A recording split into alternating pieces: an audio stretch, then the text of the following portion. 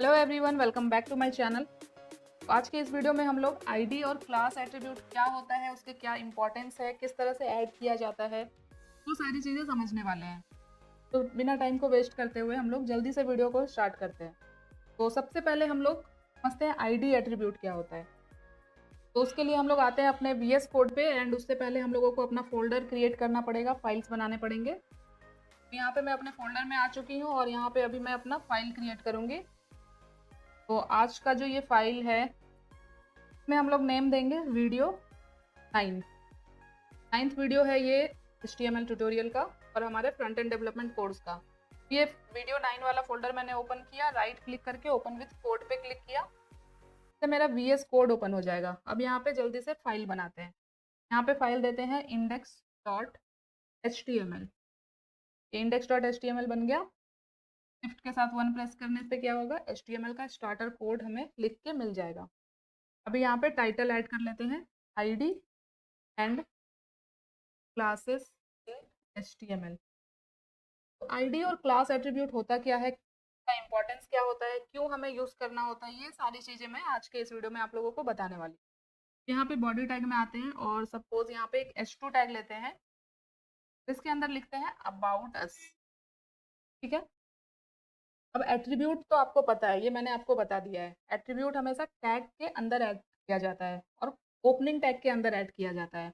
और attribute add करने का जो सिंटैक्स होता है वो होता है नेम एंड वैल्यू, की पेयर में होता है, ये की और वैल्यू पेयर में। तो आईडी क्या है, एक एट्रीब्यूट है। क्लास क्या है, एक एट्रीब्यूट है। तो नेम क्या हो गया, आईडी, ये हो गया आईडी। अब इसमें मुझे वैल्यू देना है, जैसे मैंने यहाँ पे वैल्यू दे दिया। आप एलिमेंट के अकॉर्डिंग वैल्यू ऐड कर सकते हो। तो ये होता है आईडी एट्रीब्यूट। अब इसका इंपॉर्टेंस क्या है, आईडी को हम लोग ऐसे समझ सकते हैं, आईडी का यूज किया जाता है किसी भी एलिमेंट को यूनिकली आइडेंटिफाई करने के लिए। जैसे कि अभी तो हम लोग सीख रहे हैं, तो सिर्फ मैंने एक एलिमेंट यहाँ पे H2 ऐड किया है। जैसे कि यहाँ पे मैं और भी H2 ऐड कर लूँ, बहुत सारे, सपोज मेरे पास H2 टैग है, सपोज मेरे वेब पेज पे बहुत सारे हेडिंग टैग है। ठीक है। बट मुझे वो वाला H2 टैग सेलेक्ट करना है जिसकी आईडी है अबाउट।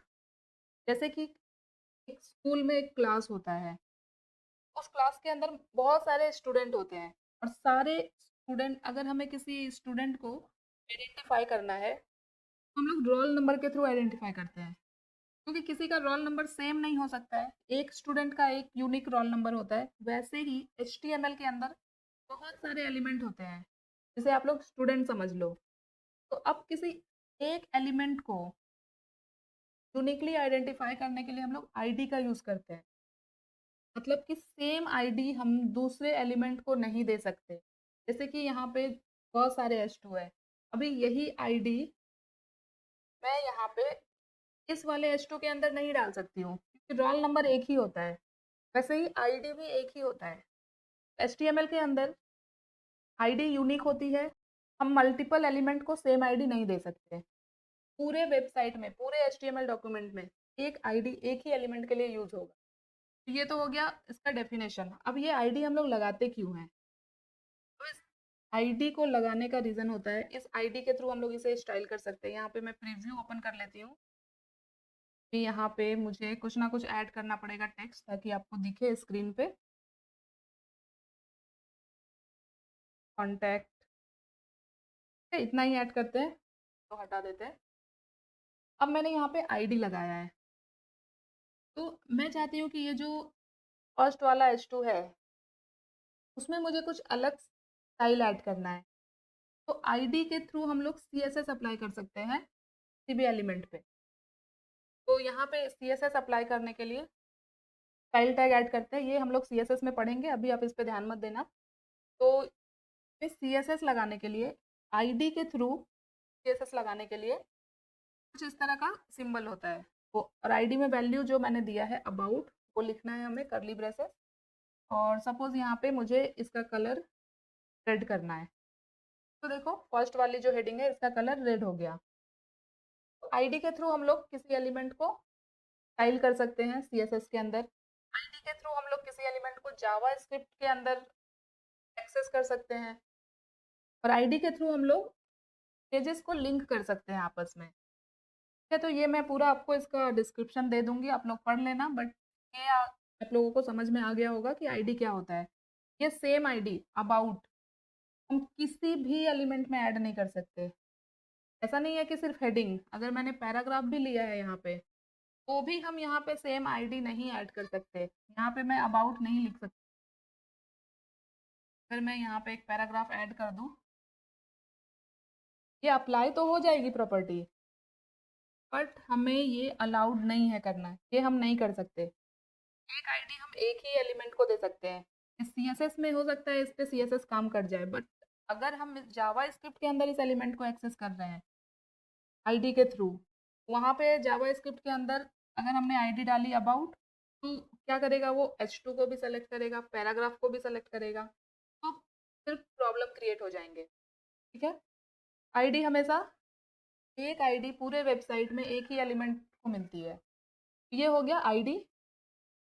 यहाँ पे टेक्स्ट ऐड कर देते हैं, आईडी एट्रीब्यूट का डिस्क्रिप्शन मैं बाद में ऐड करूँगी, आप लोगों को नोट्स में मिल जाएगा।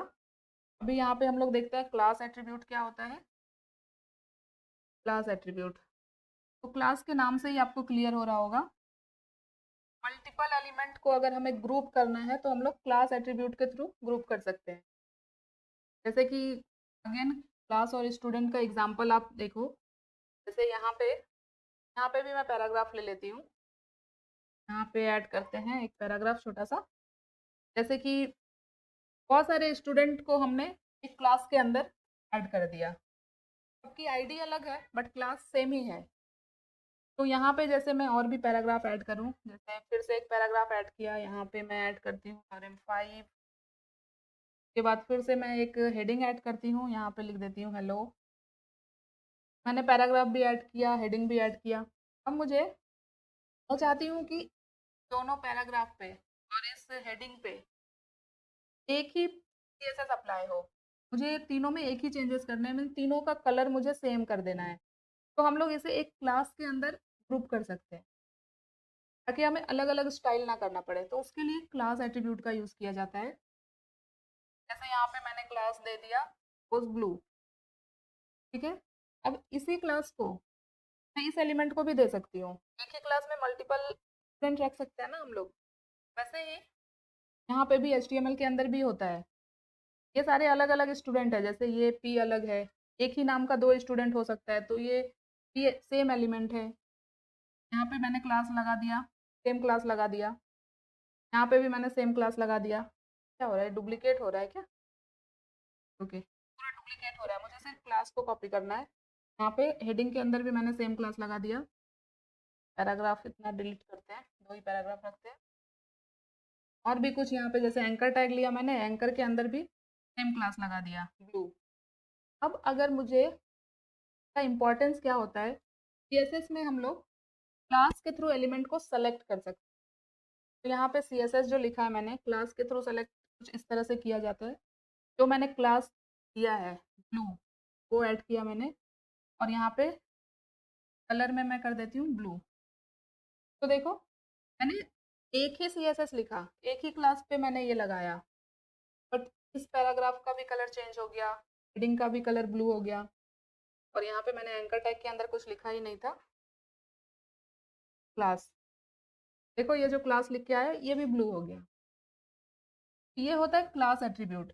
अगर हमें मल्टीपल एलिमेंट में सेम प्रॉपर्टी अप्लाई करनी है तो हम लोग उसे एक ही क्लास के अंदर ऐड कर सकते हैं।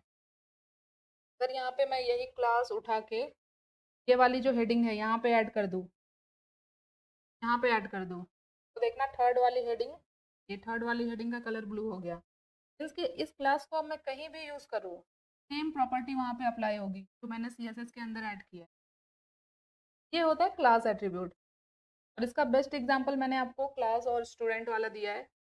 तो ये कोड मैं आपको दूंगी नोट्स के साथ, इसके यहाँ पे मैं पूरा नोट्स ऐड कर दूंगी और ये आप लोग एक्सेस कर लेना। तो ये हम लोग अभी सिर्फ मैंने आपको एट्रीब्यूट बताया है, क्यों यूज़ किया जाता है ये बताया है। अभी हम लोग जब CSS सीखेंगे तो फिर हमें ये बहुत हेल्प करने वाला है। थोड़ा सा बेसिक हमने यहाँ पे ऑलरेडी देख लिया है। आई होप आपको अभी क्लास और आईडी एट्रीब्यूट क्लियर हो गया होगा, और ये बहुत हेल्पफुल है, आपको आने वाले वीडियोस में बहुत काम देगा ये।